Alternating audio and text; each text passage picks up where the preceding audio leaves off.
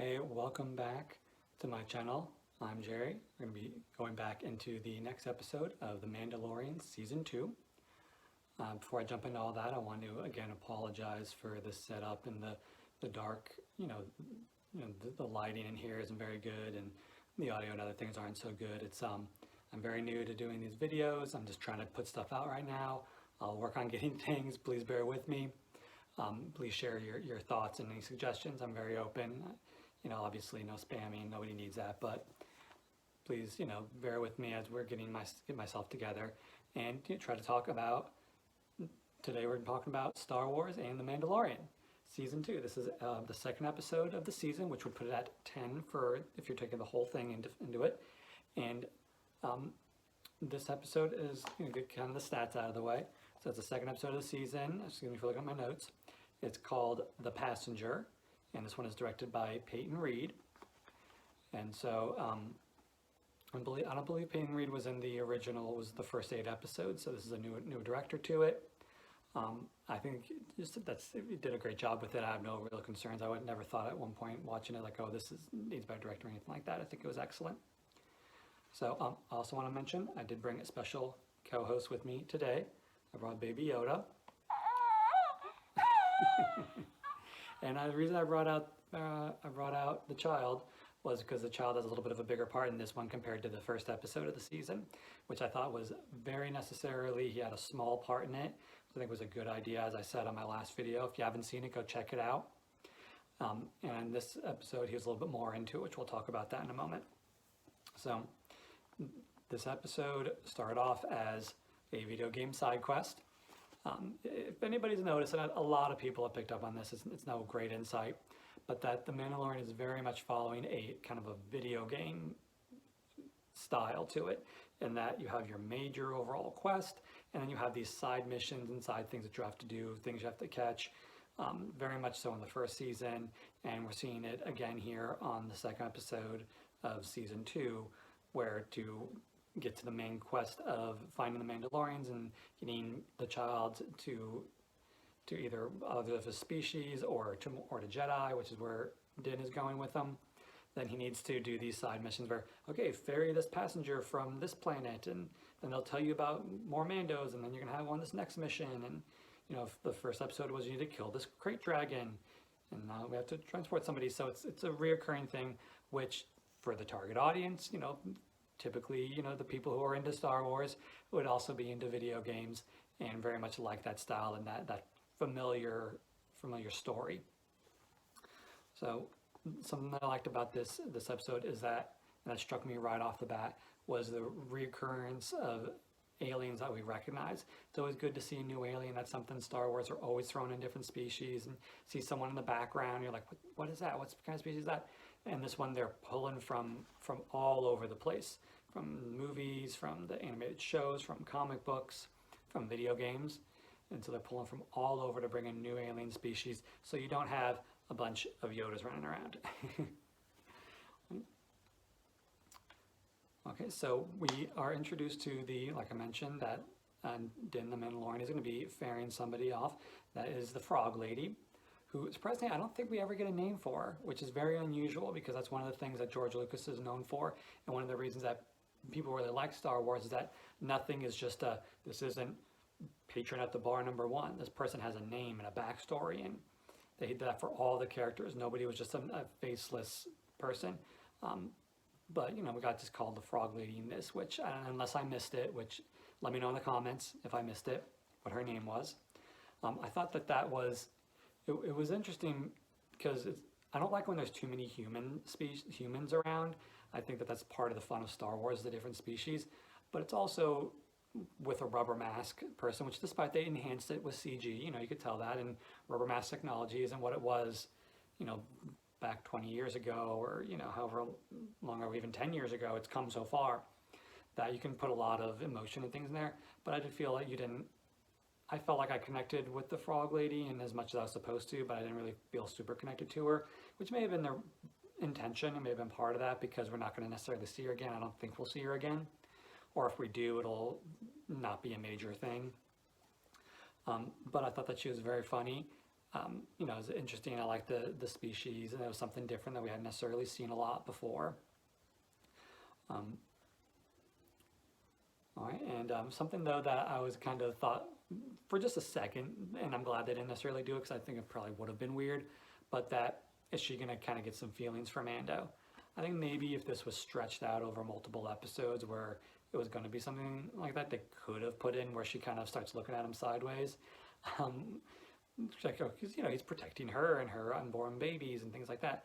But it's good that they didn't do that and that she got to reunite with her husband at the end, and that was very nice and that was very sweet and I thought you know as authentic as you could be reunion together, and they had kind of like their frog kiss and that they hugged and embraced and as much as they can in rubber masks.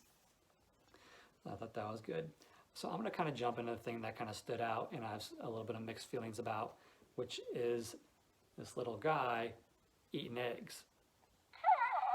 Oh, that's all you have to say for yourself. Okay. So, eating the eggs. When I was initially watching it, I thought it was pretty funny. I tried not to think too much about it, but I couldn't help but thinking he knew what he was doing. He was being a bad little force user because he knew that those were eggs and that they were her eggs and that they weren't food, because you could tell because he recognized them. He's not stupid. He's smart. He can see that he knows what's going on. He recognizes things. He can tell the difference between things that are edible and things that aren't. So he didn't see those eggs like, oh, it's a jar of food for me to eat. He saw that there was something, and when Mando said no, don't do it, and you know what I'm talking about, and things like that, and that also shows that Baby Yoda knows what he's doing, which is pretty gross and messed up. He's eating the unborn babies of this species that he's sitting there riding with, that he knows is intelligent. So that's a little messed up, but it was funny to kind of see the running gag. If I don't think about it, I can go with the running gag, which I was able to during the show. But if you start to think about it, it gets a little gross and creepy, in my humble opinion. Okay, so another fun piece and very interesting was the X-Wing pilots. So played by Paul Sun-Hwan Lee, excuse me for saying the name wrong, and of course all of our favorite Dave Filoni. And so it's great to see the Dave Filoni's character show up again. Trapper, I didn't write down his full name, it's Trapper something, I'm sorry. Tell me in the comments. So you got to see Trapper again, and also Carson, which is one that Paul plays, that character in there. And I thought that the way that they were interacting with Din and with the Razor Crest was great. It was excellent. These are just like on the beat cops. They've seen everything. They know what's going on. They're just like so bored out of their mind. They're like, your transponder is broken. What's going on? Yeah, we're gonna need you to take care of this. Don't make us chase you down. Don't make this difficult on us. I just want to clock out for the day. And I thought that was excellent. One, to see that the New Republic is out there patrolling. I think that was one of the things that was missing from, from Return of the Jedi to The Force Awakens, is that you don't really see the New Republic and what's going on with the New Republic, what's going on with them. And I think that anytime we get to see the X-Wings and the New Republic kind of trying to run the galaxy, I think that's a good thing. That only, makes it adds more reality and connecting the dots from the big movies, which I think is excellent, as we need more of. All right, so I really liked that. I thought that their interaction was very funny, and I enjoyed all of that. And then of course them coming in, I don't know if I said in the beginning, so mild spoilers, which I've already kind of done that. I'm going to put a little blaster at the beginning of the episodes, minor spoilers, but that they kind of come in and save everybody at the end, I thought was excellent, because we need to, I think anytime we can show the X-Wings and the pilots as being heroes and being real badasses, that is a good thing, because you need that.